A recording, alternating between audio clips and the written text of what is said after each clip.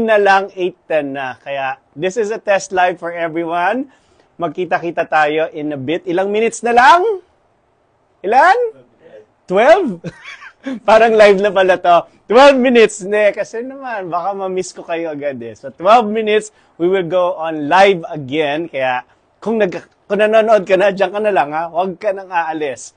Pero magkita-kita tayo in 12 minutes.